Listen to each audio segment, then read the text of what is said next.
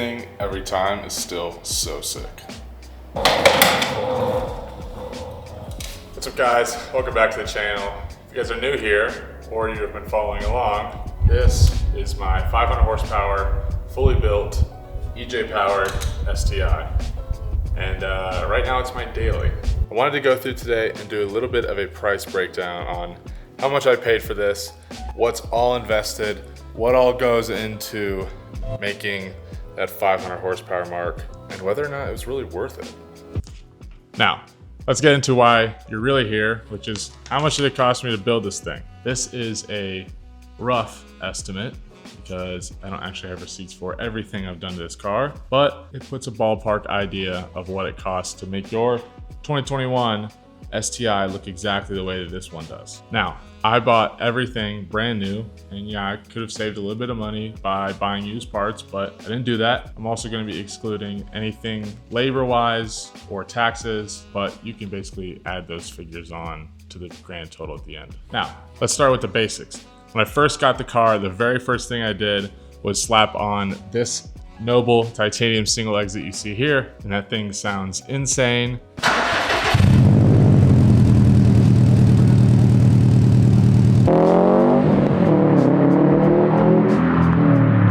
I might be changing it, but for right now, this thing sounds really gnarly. That single exit catback, as well as the exhaust hole cover, costed me around 900 bucks to my door. I then went and did a full paint correction and ceramic coating. If you were to go to a local shop here in Tucson and get that done, you're probably looking at around $2,000 to do the whole car, ceramic coated, paint correction, and out the door. This was also probably around 30 to 40 hours worth of work, because when I first got this thing had a lot of really bad water spots, and it needed to be fixed. I then moved on to the current wheels and tire setup that we have on the car. This is the Apex SM10RS in Motorsport Gold. This is an 18 by 9.5 plus 48.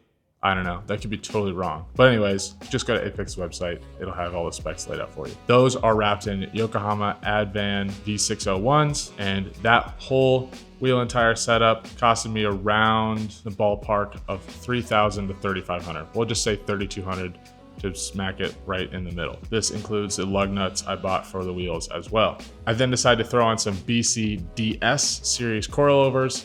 These are the non-linear regression setup, as well as I bought the Swift springs for them, 9K all around. This setup costed me around $1,700, plus or minus a couple $100. Like I said, I don't remember everything exactly, but $1,700 suspension, and then thought I would do the valiant effort to make this car reliable and went ahead and picked up an IAG air oil separator for $549. The last thing before we got into the crazy motor build was the Cobb carbon fiber Redline SF intake. I really wanted the carbon fiber look in the engine bay, and honestly, now that I have the Blausch 3.0 turbo, which we'll get into later, I really like having the slightly quieter intake. I think sometimes with the metal box and the SF intakes, the intake is so loud and it kind of, I don't know, detracts from the rest of the car. That's just my opinion though. Plus, carbon fiber is super sweet. This cost me, with the access port, which I bought at the time, was I believe $925. I could be wrong. I'll put the actual number up here on screen, but it was around the $1,000 mark. At this point, I was super happy with the car. I didn't want to do too much else. I was really going to be patient on building out the car to be something crazy. It was fast, it was fun, it made the right noises, and I loved it. And then I drove it to California, and I drove it back, and it blew up. Are you serious? Shocker. The 2021 Subaru STI with barely 30,000 miles on it kicked the bucket. Cylinder 4 went out the window. Ringland failure, lost compression, and that started the build right here and got us to where we are now. So, getting into that. Starting off with the most expensive part, fixing the actual problem, a new out front closed deck V3 short block from Outfront Motorsports was $4,855. Now, I opted to go a little bit beefier on the internals on this one We all know why. I'd rather build it a little bit extra than regret it later. This is also with the advice at my tuner who tuned this beast, and I trusted everything he has to say. Shipping for said short block was also $205, bringing the grand total for the short block to $4,574. Then I went ahead and picked up a full master gasket set. This was $470. This included the head gaskets, every single O-ring and gasket and seal for a full rebuild. Like I said, this was $470. I then, in accordance to advice from my tuner, decided to upgrade the valve springs. I didn't have an issue with the stock valve springs, but I thought it might be a good thing. Those were $332. We also had to get the heads machined and decked. This was another $500 at a shop here locally. We did a fluid damper, did an 11 mil oil pump, with the Killer Bee oil pan with pickup and tube, 6 quarts of Motul break-in oil, a Gates timing belt, and that all came out to around $1,500 for all that stuff. We then went into our catted downpipe, which was $695. For our headers, we went with the Killer Bee Holy header. This is one of the most expensive pieces besides the block on the build. Those came in at $1,500, $1,539 to be exact. I had a custom fabbed up pipe.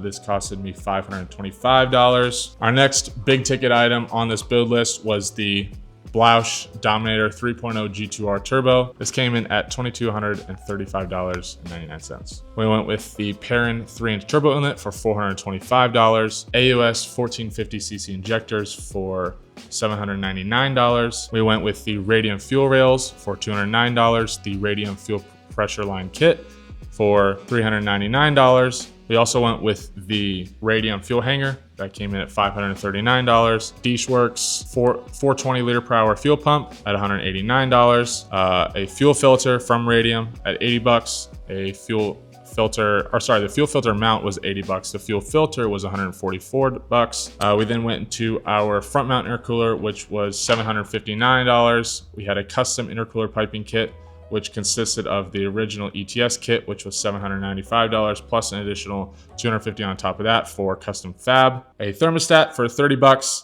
Our clutch, which is the ACT Mod Twin. This is the best clutch I've ever felt in my entire life. I only stalled it once, getting used to it, but really, I shouldn't have stalled it. This clutch feels like OEM. It drives like OEM. It's not super herky-jerky and aggressive, and it puts down the power. Is totally worth the $2,000 that it costed. For ethanol, we went to the Innovate Motorsports MTXD gauge. This was $222. I then had to get a bunch of different pieces for the custom fuel line kit, since not everything I did for this car was plug and play. That came out to around $250 for lines and fittings and what else I bought. I honestly can't remember. I then got a fuel pump hardwire, or basically a fuel pump relay for $70, and then a basically IAT sensor pigtail that got custom wired into a speed density hybrid MAF kit. That was $75. The Cobb boost control solenoid for $170. The last few bits we had were the HKS blow-off valve, the ARP 625 head studs, the CSF aluminum 2-row radiator. All of this combined together brought our grand total to $20,055.35. Now, that was just for the motor build. With everything I stated before going into this list, that brings our grand total to $29,629.35. So basically $30,000 to get this car just in parts to where it's at right now. Add this to what I paid for the car, which I bought the car in May. So basically a year from today, or a year prior to today, I bought the car.